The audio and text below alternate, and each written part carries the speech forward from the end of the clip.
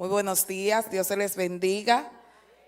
Para mí es de gran bendición estar en esta mañana gloriosa compartiendo algo de conocimiento y compartiendo la bendición de estar vivos, de que Dios nos permitió ver un día más bajo su luz, bajo su cobertura, que es lo más importante. Así como dijo la magistrada, tenemos unos cuantos años trabajando dentro del Ministerio Público, dentro del cuerpo del Ministerio Público. Particularmente tengo 17 años. Hoy es un día muy especial para nosotros como fiscales, como cuerpo, porque hoy es nuestro día. Hoy es el Día Nacional del Ministerio, gracias, hoy es el Día Nacional del Ministerio Público y lo celebramos con mucha honra y agradecemos a Dios por ello. De este tiempo particularmente les decía que tengo trabajando 17 años y de estos 17 años específicamente trabajando con víctimas de violencia tenemos alrededor de 9 años de manera intermitente y los últimos 6 años de manera continua. Es un tema retador, podemos decir, porque es el único de todos los delitos que envuelven pasiones humanas, que envuelve sentimientos, que envuelve humanidad. Los demás envuelven intereses, hay delitos que envuelven dolor, como son los delitos de sangre, de muerte, pero particularmente la violencia de género, intrafamiliar y delitos sexuales es un tipo de violencia, de delito que enluta a la familia. Nosotros tenemos los conceptos muy claros como fiscal a la hora de trabajar. No estamos para dividir familias, no estamos para predicar o proponer una visión de la mujer alejada de lo que dicen las escrituras. Me fascinó cuando hablaba el magistrado Fidias y que mostraba a la Biblia como guía. A la hora de nosotros tomar una decisión, si bien es cierto que nosotros tenemos leyes terrenales y que la Biblia y Dios nos manda a que las respetemos, tenemos también un manual de buenas prácticas. Y ese manual de buenas prácticas es la palabra, que no se equivoca, que no se contradice y que nos plasma de manera clara el deber ser y el deber hacer. Entonces, inicialmente hacemos un exhorto a esta parte. Nosotros venimos a hablar del tratamiento legal y procesal de la violencia.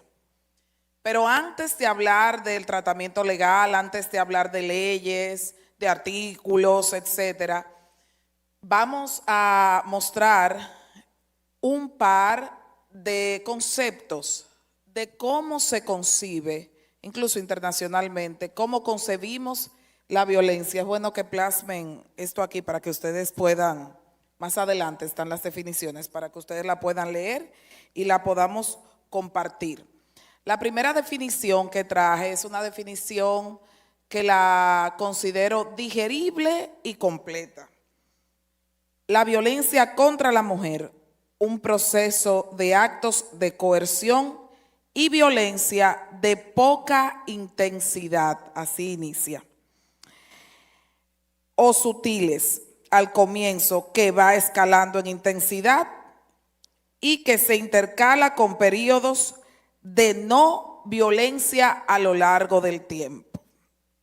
Y eso lo explicaremos más adelante cuando hablemos del ciclo de la violencia, que muchas veces hemos escuchado hablar del círculo de la violencia porque se manifiesta como si fuera en espiral de crecimiento, pero también va cerrando un círculo de pasos hasta volver donde inició.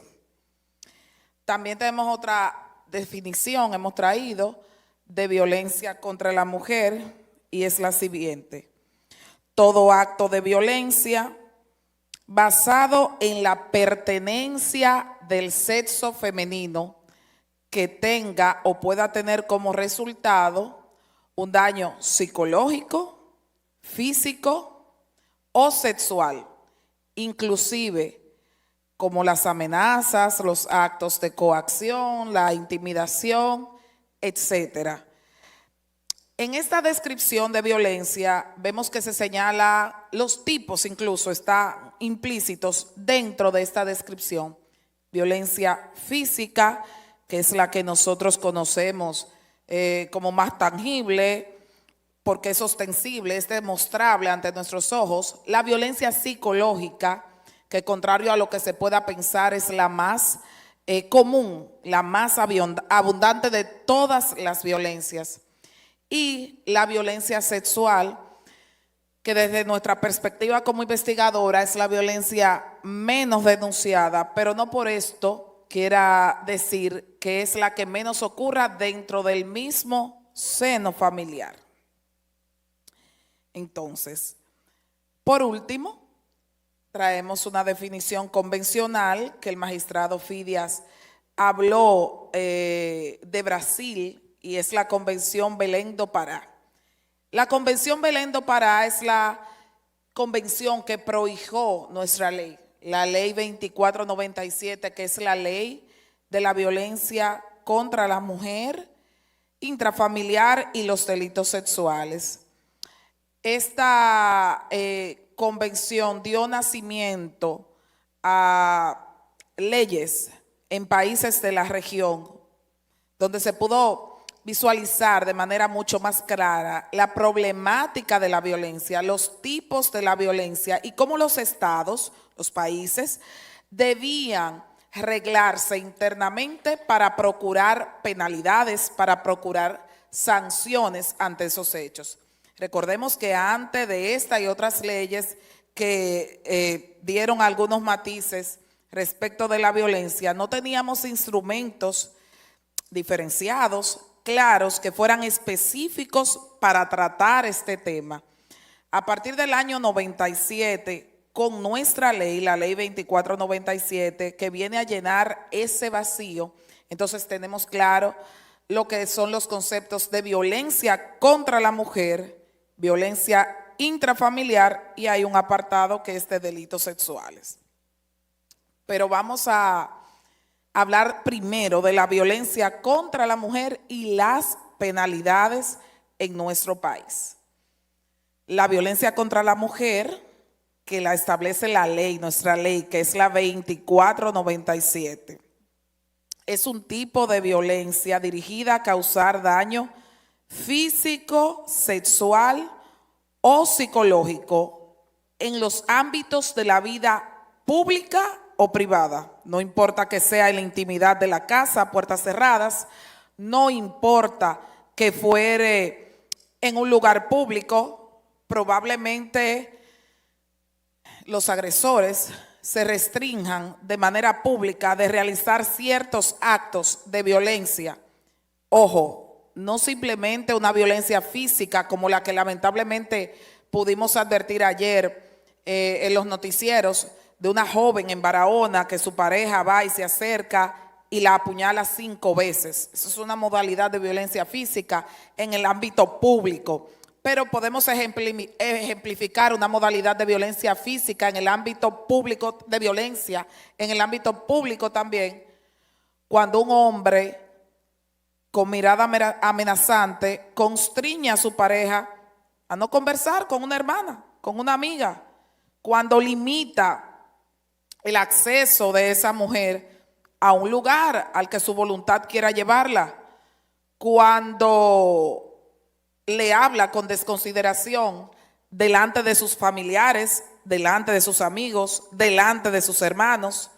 Esas son modalidades de violencia que, si bien no se advierten a través de un certificado médico, de una coloratura en la piel, de un puñetazo en la cara, es una violencia bastante dolorosa que degenera en la seguridad, en la autoestima de la mujer y en su forma de autodeterminarse, de autodeterminar su vida, de llevar su vida.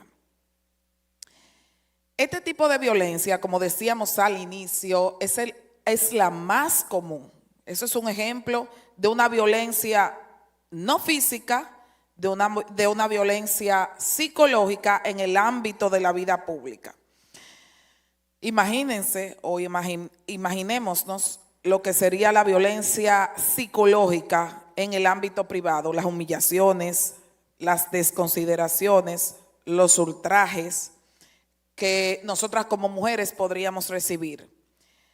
Pero yo quiero tocar un poquito ese ámbito de la vida pública. Y ese es una alerta y un indicador muy importante. Yo me puedo mover por aquí, ¿verdad? Claro. Ese es un aspecto muy importante a tomar en cuenta como alerta. Cuando los agresores, yo he copiado este término de la magistrada Jenny, que habla de los pestillos. Ustedes saben lo que son los pestillos, los cierres de la puerta que uno pone para asegurar. Cuando un agresor pierde los pestillos sociales, no le importa, es decir, agraviar a su pareja delante de su madre, delante de sus hijos, delante de sus hermanos. Cuando se llega a ese punto, se perdió todo. Se perdió todo. Esa persona no se reprime de hablarle de cierto modo a su pareja porque esté delante de su padre o de sus hermanos y pueda medir alguna consecuencia. Cuando una pareja hace publicaciones en las redes sociales en contra de su pareja amenazantes o la amenaza de que va a publicar contenido íntimo de ellos también a través de las redes sociales, son nuevas formas de victimización. No simplemente podemos encajonarnos, encasillarnos en la violencia de los golpes, en la violencia de los puñetazos, de los empujones o de las agresiones verbales. Hay otras formas de victimización. Hay otras maneras en las que las mujeres víctimas pueden ser violentadas. Y he querido tocar este punto de los pestillos sociales porque probablemente nosotros podamos advertir en una amiga, en una hermana, en una compañera, una conducta de sumisión absoluta, pero también podamos observar que esa persona, ese hombre, su pareja, ese agresor, se ha dado la tarea de reprimirla, de maltratarla, de ultrajarla, de arrinconarla, de indicarle absolutamente cuál debe ser su proceder.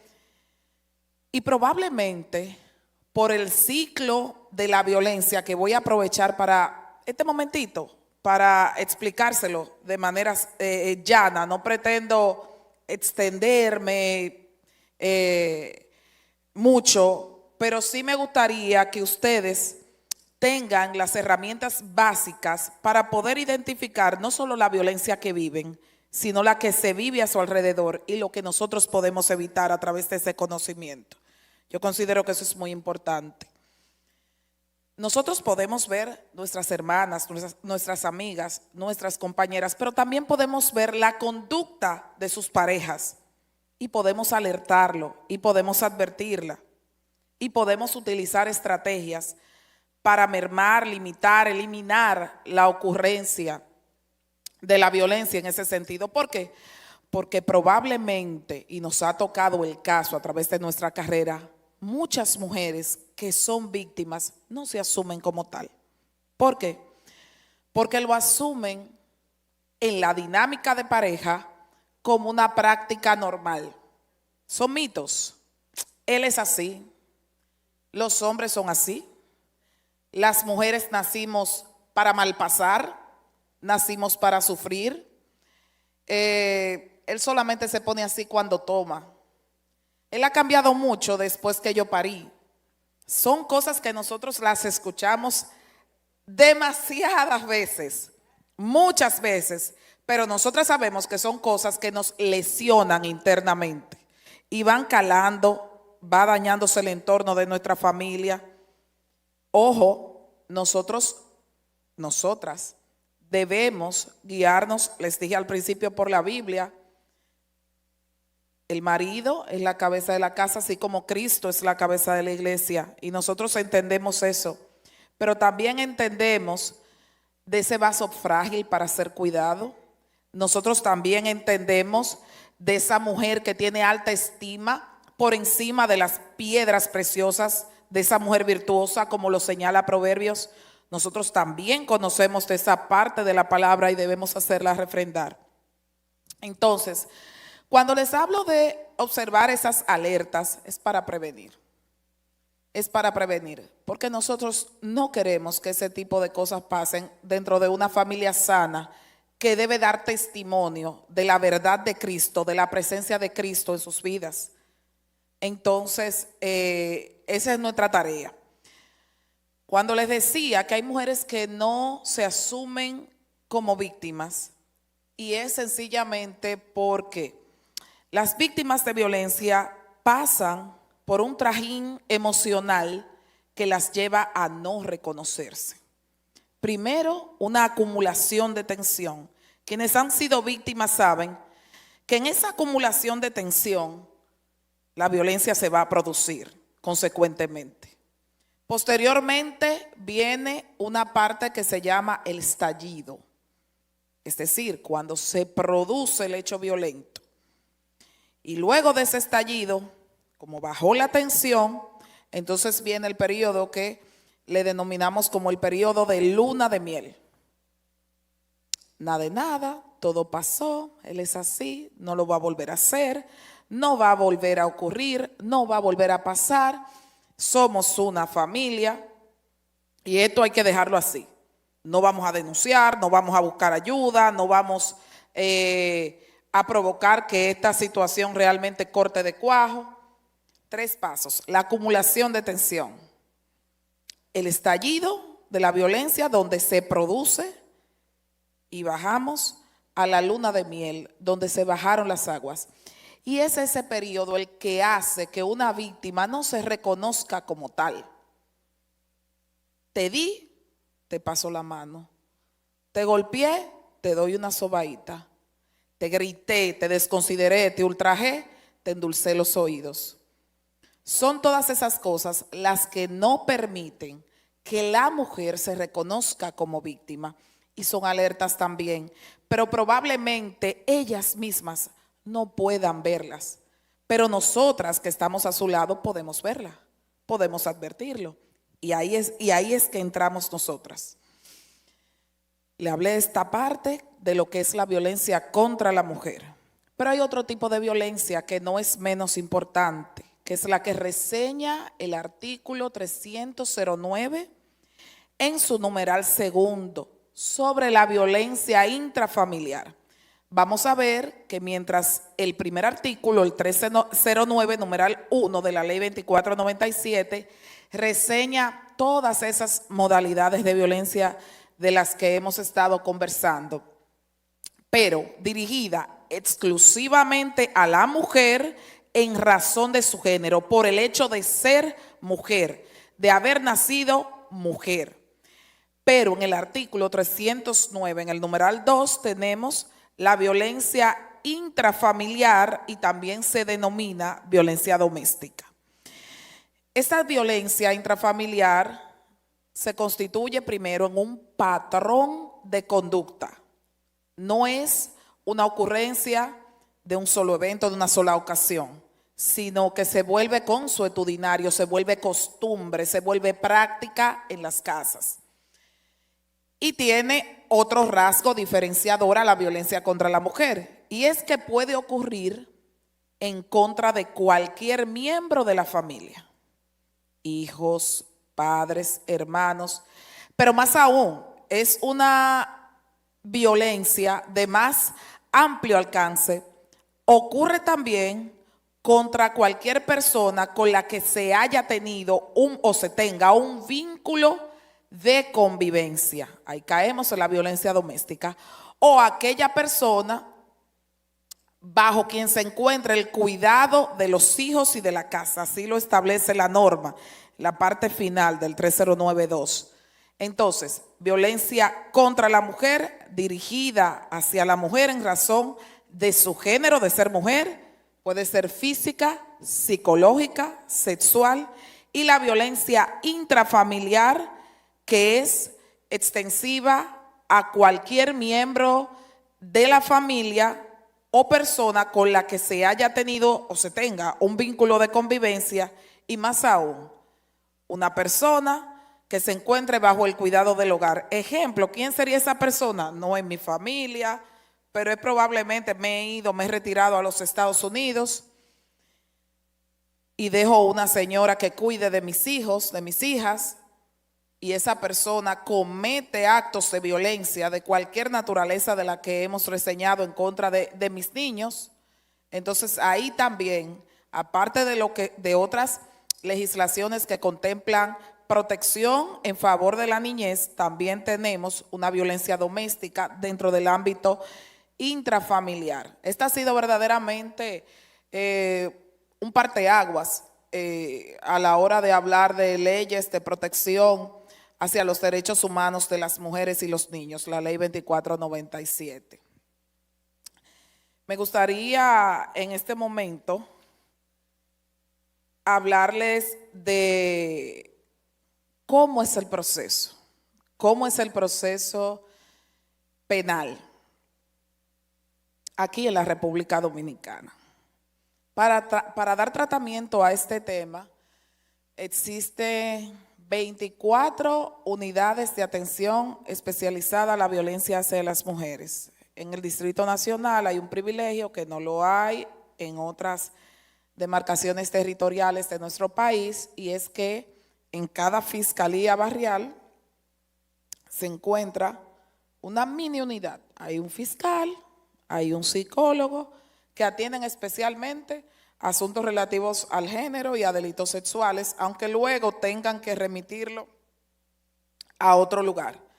Pero por lo demás, hay 24 unidades especializadas que están compuestas por un equipo multidisciplinario: médicos de lesiones generales, médicos de delitos sexuales, psicólogos forenses, abogados ayudantes, trabajadores sociales, personal administrativo y, por supuesto, el fiscal que investiga. ¿Cómo una persona puede denunciar un hecho particular o un hecho que le ocurra a una persona cercana o del cual tenga conocimiento? Es bueno que hagamos una parte en esto. Nosotros como ciudadanos estamos en el deber de denunciar cualquier hecho hecho penal, un delito del que nosotros tengamos conocimiento. Pero existen sus vías. Hay personas que se nos han acercado después de mucho tiempo y nos dicen: no, es que yo no puedo ir a echar un día en una fiscalía a denunciar, eso no es de mi familia, eso no me ha ocurrido a mí, yo no puedo hablar de eso, yo no me puedo meter en una familia ajena. Nosotros contamos, que es bueno que lo sepan, con el Centro de Contacto Línea Vida. Se abre un proceso penal a partir de una llamada telefónica. Es el número 8, es bueno que lo tengan por si saben que ocurre algo en una escuela, en cualquier lugar, 809-200-1202. Igual se llama con el 1 desde el interior sin cargos, 809-200-1202. En ese lugar, que es de 24 horas, es un call center de 24 horas, podemos denunciar cualquier hecho de violencia del que tengamos conocimiento. Incluso podemos salvar muchas vidas. Ya de unos años a la fecha ha habido, puedo decir con optimismo, mayor apertura, mayor conciencia ciudadana en denunciar. Se han integrado las escuelas, los hospitales, los laboratorios clínicos ante la advertencia de cualquier situación en una menor de edad. Estas promociones que se han hecho motivando a las personas, de cierto modo han surtido su efecto, por lo que nosotros nos sentimos muy contentos. Ya ustedes saben que existen estas 24 unidades de atención a víctimas. Hay un tipo de violencia, y ahorita le hablaba de las nuevas formas de victimización, que no son las comunes ni las clásicas, que no son esa de los insultos o esa de los golpes. Y hablamos un poquito de ese tipo de violencia que surge a partir de las redes sociales, de los entornos virtuales, de los celulares, de la computadora, de los medios de difusión masiva, donde se esparce rápido la información. Y a veces son estos canales los que los agresores utilizan para degradar la imagen de la mujer, para cosificar a la mujer, para hacerla ver como un producto, como un objeto, como una cosa. Por lo que hay que estar muy alerta con nuestros hijos e hijas en el uso de estos dispositivos y también con la información íntima que compartimos, sea información escrita, imágenes, fotos, etcétera, porque es un medio que está siendo últimamente muy utilizado. Hay otro tipo de violencia dentro de las nuevas formas de victimización, es posible que no lo encontremos aquí, y es una violencia que se ha acuñado el término de manera reciente, pero no por esto deja de ser dolorosa e impactante, y es la violencia vicaria. Es una violencia que va dirigida a los miembros más cercanos de la mujer víctima, a sus hijos. Es una violencia que va dirigida a matar, a destruir a madre e hijos de la mujer víctima, como una forma de causar un dolor extremo del cual la mujer no se podrá recuperar jamás. Imagínense la muerte de un hijo, de una señora, de parte de su propio padre, de su padrastro, de su pareja sentimental. Esa es la violencia vicaria, es un tipo de violencia que no ocurre o no ocurría de manera frecuente, pero ya nosotros en la República Dominicana hemos tenido un par de casos de referencia. Ustedes han escuchado el caso del chamán Chakra que ocurrió, donde abusaron incluso a una menor de edad, mataron a los niños. El caso que ocurrió en Santo Domingo Este de esta joven que se comentó que trabajaba en el MasterChef, que participó, donde se mató su madre, una hermana, se hirió su tío. Asimismo hemos tenido varios casos de violencia vicaria en donde el hombre pone el ojo en destruir las personas más amadas y más cercanas de esa mujer para garantizar que de ese dolor no se recupere jamás, que toda la vida, mientras viva, va a recordar con dolor ese evento. Hay otro tipo de violencia dentro de las formas distintas de victimización, pero es el grado extremo de la violencia hacia las mujeres, y es la violencia feminicida. La violencia feminicida va dirigida a causar un daño extremo que deviene en la muerte de la mujer, pero es un tipo de violencia que tiene sus indicadores y tiene sus alertas, por lo que nosotras estamos en la capacidad de prevenir ese tipo de violencia, y ahí nosotros debemos poner el ojo.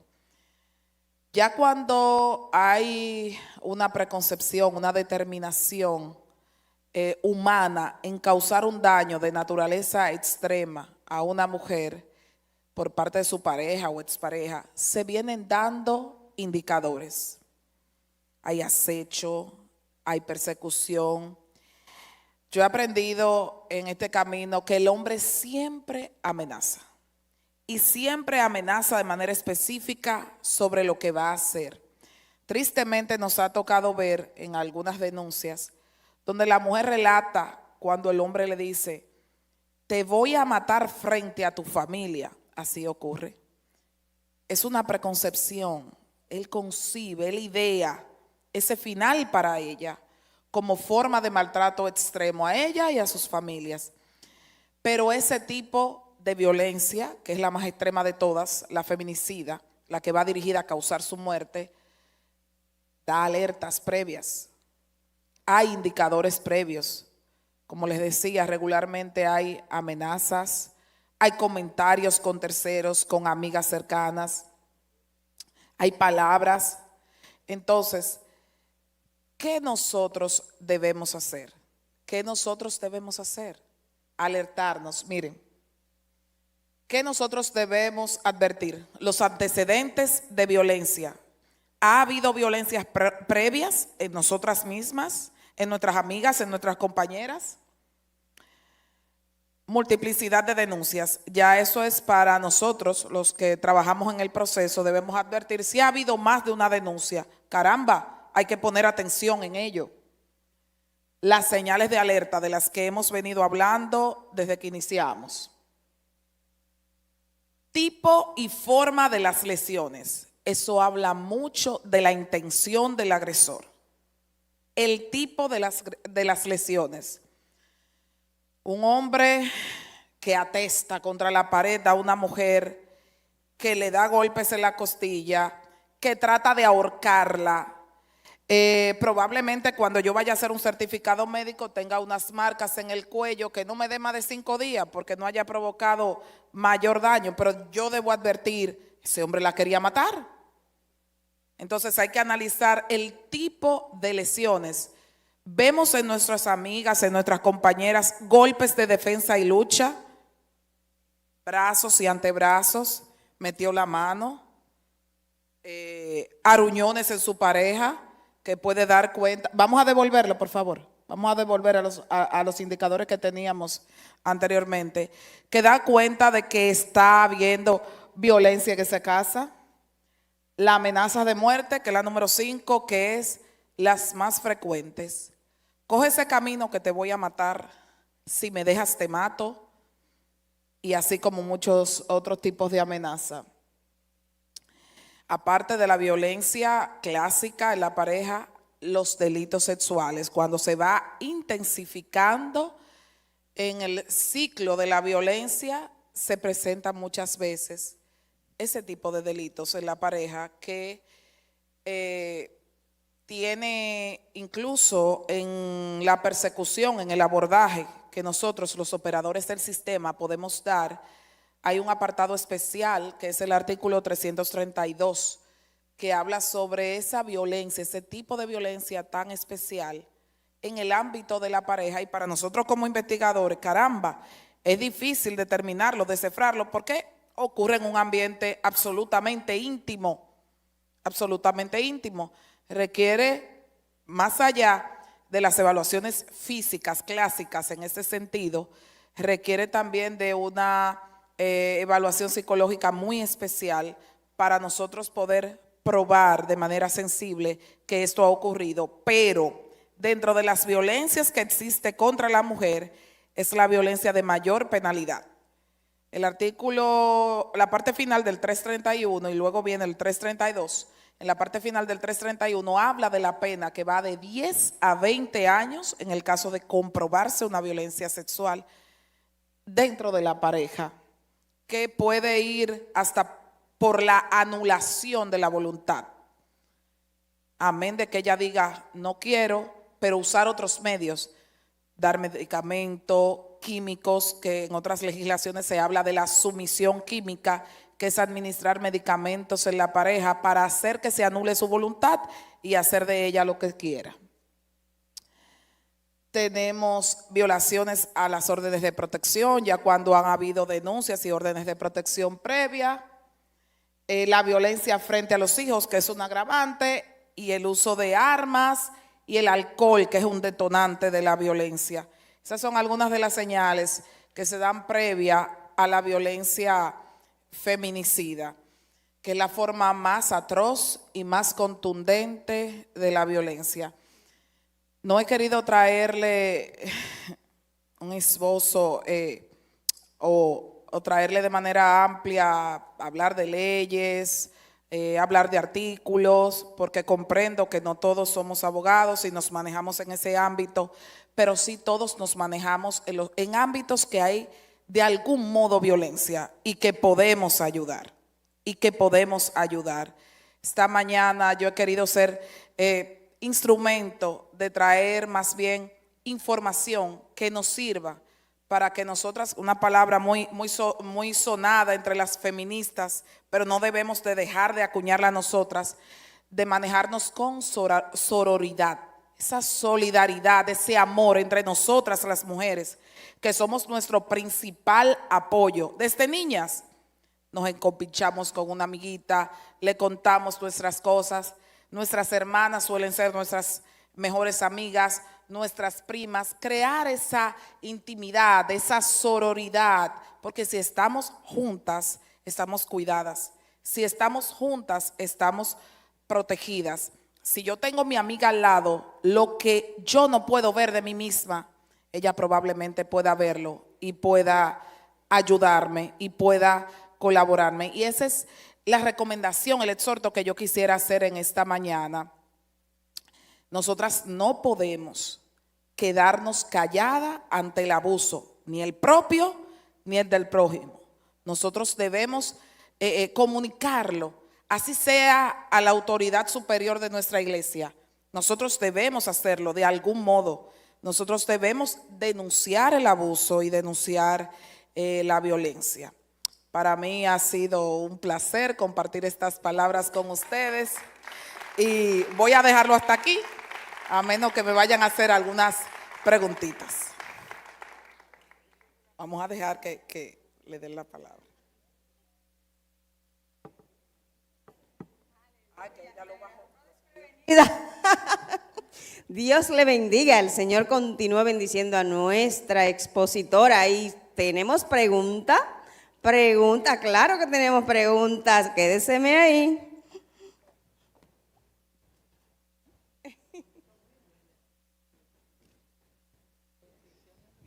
Dios le bendiga. Mi nombre es Lucrecia Ferreira, pertenezco aquí al Templo del Calvario.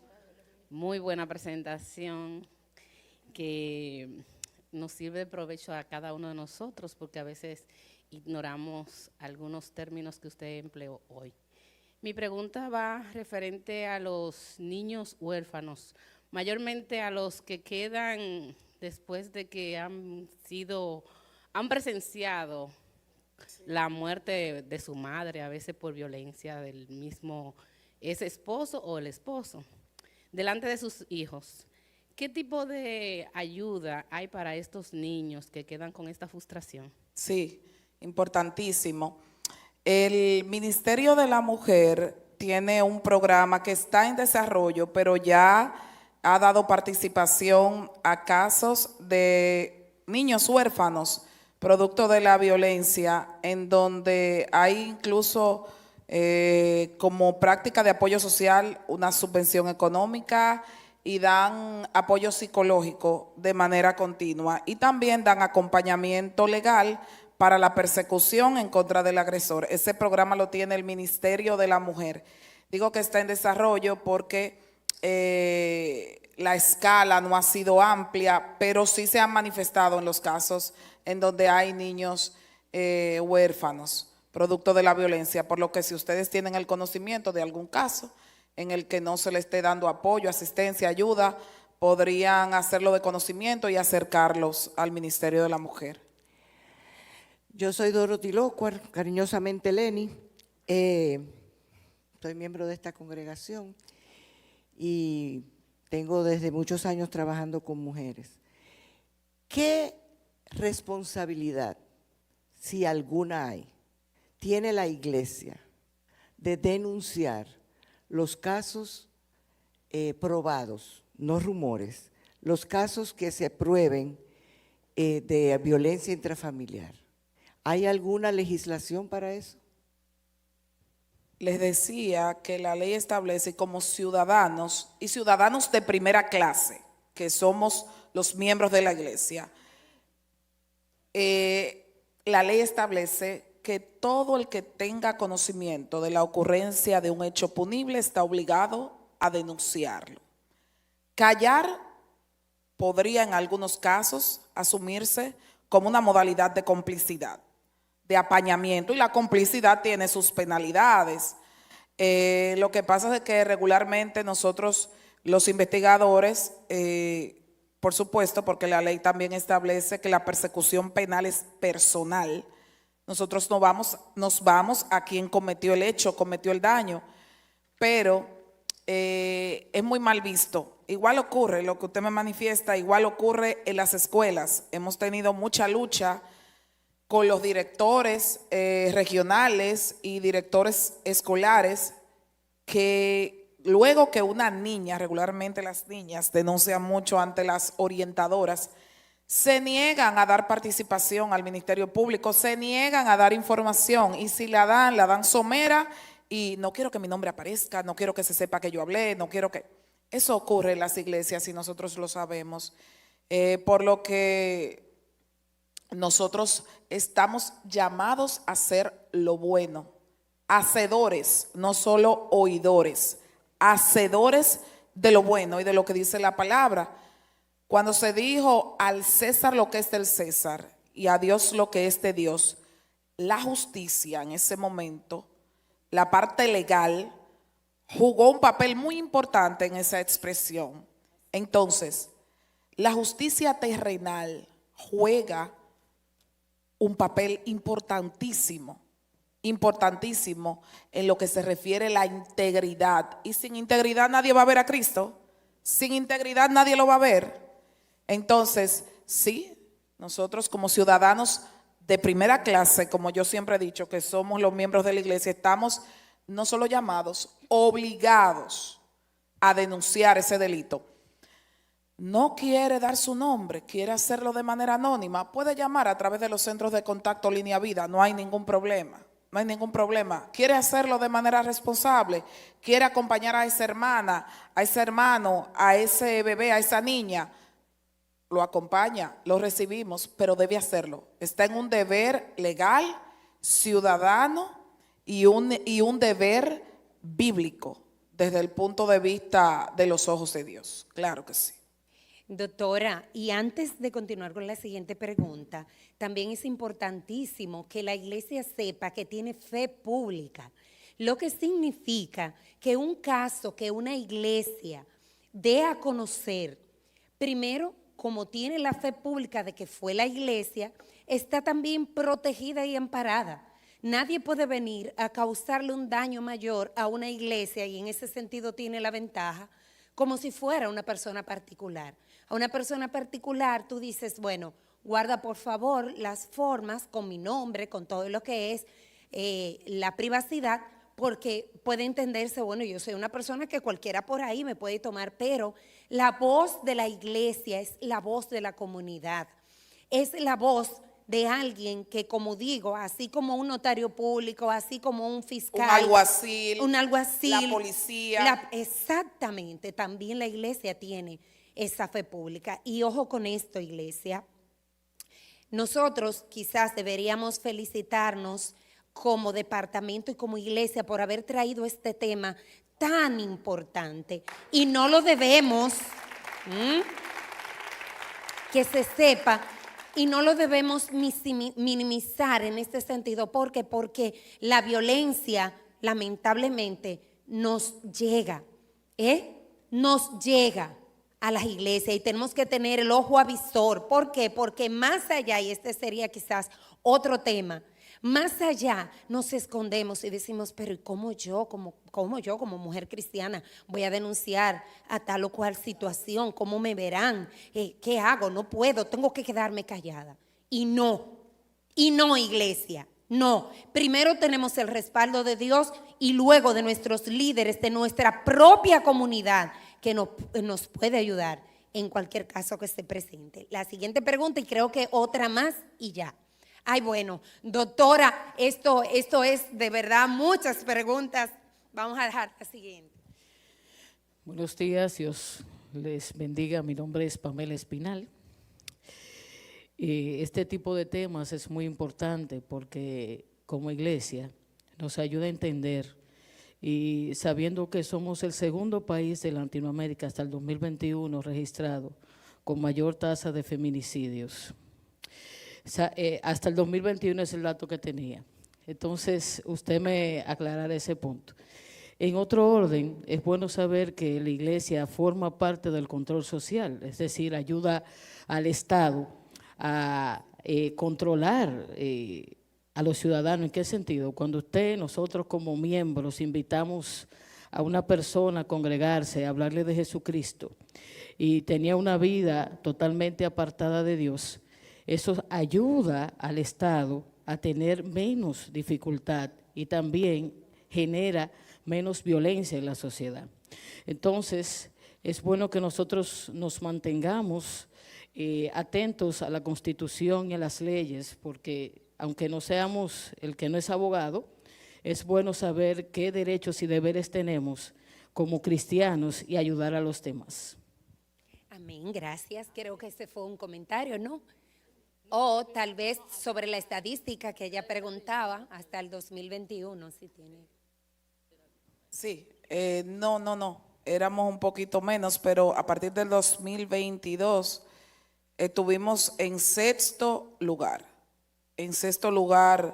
de feminicidios, precedidos en primer lugar por Honduras, de las islas del Caribe, increíblemente, Belice, que son chiquititas, Trinidad y Tobago, tuvieron muchísimos más eventos violentos que nosotros. Ya nosotros con relación al 2023 y el 2024, en el 2024 los números están por debajo de los del 2023 a la fecha, pero van ahí. Y en el 2023 tuvimos muchísimo menos que el 2022. Ahora, el 2021 tuvo una particularidad muy importante, lo pueden buscar en la página de la Procuraduría General de la República, que fue el delito más denunciado en toda la geografía nacional, la violencia de género e intrafamiliar, incluso por encima del robo, que es el delito más común, que ocurre de manera habitual hasta ante nuestros ojos. La violencia de género fue el delito en el 21 más denunciado en toda la geografía nacional, pero no tuvimos segundo lugar de feminicidios en los países de la región. No, gracias a Dios. Dios bendiga. Mi nombre es Cledy María Ramírez. Más que una pregunta, es como un comentario. A veces no es que uno tiene miedo de denunciar la violencia, sino es que uno no ve respaldo de las autoridades. Las redes sociales también se han encargado de que uno tenga el temor de hacerlo, porque uno ve cómo la persona la denuncian y no reciben el respaldo. Lo podemos ver a diario, de cómo la misma policía necesita ayuda psicológica porque ellos mismos están quebrantando la paz de la sociedad. Entonces, más que temor a denunciar la violencia, lo que no tenemos es la seguridad de hacerlo, la confianza de respaldo que nos vayan a dar en caso de que lo hagamos, porque lo vemos a diario esto. Y a veces también la mujer maltratada en el hogar no lo denuncia, no es por temor, sino también por lo mismo, de que yo estuve en una fiscalía hace poco y vi una situación de una pareja que la mujer fue a poner la denuncia y ahí mismito uno escuchaba los comentarios de lo que estaban llenando el papeleo. Uno lo está haciendo, pero ahorita van y se ajuntan. Entonces, si uno ve ese tipo de cosas, uno no se desmotiva a hacerlo y se convierte en pervisiva de la misma situación. Una pregunta más. Vale. Buenos días, Dios les bendiga. Mi nombre es Marixa. La pregunta es sobre la violencia cuando la persona no escucha. O sea, es una persona que usted le comenta algo y dice, está bien, déjalo así. Pero nunca escucha. Sobre lo que le está ocurriendo a ella misma. Sí, siempre, no hay discusión, porque escuchó y dice, déjelo así, y se va. Usted se refiere a la persona que está recibiendo la violencia y usted le va a hacer algún comentario y trata de limitarlo. No, déjeme ver si le explico mejor. Es, por ejemplo, que sea yo. Sí. voy a comentarle a mi pareja una situación que me está molestando. La pareja me contesta, está bien, dejémoslo así. Nunca discute, ni pelea, ni se Pero pone eso causa, violento, eso también causa. pero se calla.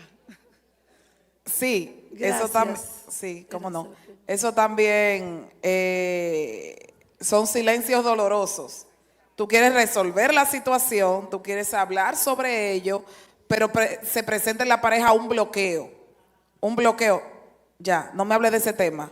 Me voy, no te escucho. Y eso es parte del respeto también. Y nosotros sabemos, cuando hablábamos ahorita, de lo que va dejando dentro de nosotros, el sentir, no soy importante, no me presta atención, no es importante lo que voy a decir, no quiere que la relación permanezca fuerte. Caramba, ¿qué es lo que yo voy a hacer para que este hombre me oiga? Claro que sí, claro que sí. Eso recibe un tipo de afectación psicológica, emocional, por supuesto. Bien, una última pregunta Bien, de la hermana. Exacto, hay una última, doctora. Había dicho Última, una, ultimita, pero es que ya, acá el no, más final. preguntas. Buenos días, Dios le bendiga a todos. Gracias de verdad por esa exponencia tan abierta, sincera y bien explicativa que hemos tenido en esta mañana. En el mismo tenor de la señora, hay muchos puntitos que yo anoté aquí que son violencias, pero que a veces nosotras creemos que no son violencia. Se le llama micromachismos a ese tipo de y violencias. que afectan mucho más que un golpe que te puedan dar, porque afectan tu autoestima, afectan ese ser interior tan integral que el Señor ha creado, que es la mujer. Entonces, hay muchas violencias que hacen que el hombre te aplique, como decía, la ley del silencio, el cual tú quieres comentar algo, tú quieres decirle algo que no te gustó y te deja en visto, como dicen. No hablan contigo o se molestan y no te responden nada, se van o se ponen agrios. Eso es violencia, señores. También cuando te manipulan, cuando te hacen sentir culpable, cuando tú tal vez no cedes a cosas que ellos quieren, entonces te hacen sentir culpable y al final tú cedes. Todo eso es violencia. ¿Por qué? Porque tú quieres mantener una estabilidad en tu hogar y eso es violencia. También cuando no solamente no te dan económicamente, eso es violencia también. Y aparte, cuando te quitan, también eso es violencia. Cuando te alejan muchas veces de tus amistades o de tu familia, porque dicen… Ese es el primer indicador, aislar a la víctima de las redes de apoyo. Te dicen, esa persona no me gusta, o esa familia no me gusta, o tu mamá no me quiere, o tu papá no quiere saber de mí. O sea, todo eso es violencia. ¿Por qué? Porque te quitan a la gente que realmente quiere lo mejor para ti y te va a cuidar. Entonces te alejan. Eso es violencia también. Y… Perdón, que Amén, hermana, usted tiene una lista ahí. Perdón, Pregunta, pero señores, pregunta. Ay, hermanita. O sea, son muchas cosas que, por ejemplo, cuando ellos se meten en líos, vamos a decirlo así, se meten en muchos líos, tú no sabes de nada de eso y cuando tú vienes a ver tienes hasta la casa hipotecada. Eso es forma de violencia. Ay, amén. Son muchas cosas. O sea, Amén. Un aplauso para la hermana. Ha hecho